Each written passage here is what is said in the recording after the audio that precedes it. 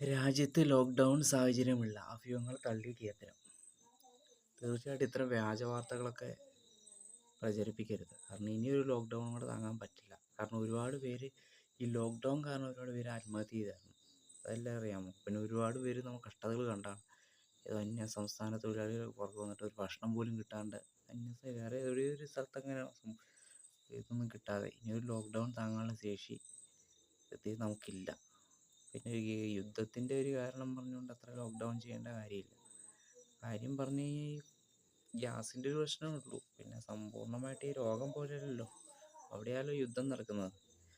പക്ഷെ എന്നിരുന്നാൽ പോലും കുറച്ച് ഗ്യാസിൻ്റെ കാര്യത്തിൽ കുറച്ച് ബുദ്ധിമുട്ടും ചില ഭക്ഷ്യവസ്തുക്കളിൽ ബുദ്ധിമുട്ടുകൾ ഒഴിച്ച് കഴിഞ്ഞാൽ പിന്നെ ലോക്ക്ഡൗൺ വെക്കേണ്ട കാര്യമൊന്നുമില്ല. അതുകൊണ്ട് തീർച്ചയായിട്ടും ഇനി ലോക്ക്ഡൗൺ വെക്കാതിരിക്കട്ടെ. കാരണം അത് അത്രയ്ക്കും ഒരു കഴിഞ്ഞ ലോക്ക്ഡൗൺ എന്ന് പറഞ്ഞാൽ അത്രയ്ക്കും ഒരു ദുരിതമായിരുന്നു.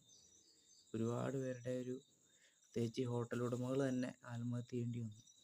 ഹോട്ടൽ ഉടമകളും കുറച്ച് കടക്കാരൊക്കെ ആത്മഹത്യ ചെയ്യുകയുണ്ടായി. അപ്പോൾ ഇനിയൊരു ലോക്ക്ഡൗൺ വന്നാൽ അതുകൊണ്ട് താങ്ങില്ല പാവങ്ങൾ. ഒരുപാട് കഷ്ടപ്പെട്ടൊക്കെയാണ് ചിലർ കടം മേടിച്ചിട്ടൊക്കെയാണ് ഈ ഓരോ ബിസിനസ് തുടങ്ങുന്നത്. അപ്പോൾ ഈ ലോക്ക്ഡൗൺ കൂടി ഇനി വന്നു കഴിഞ്ഞാൽ തീർന്നു.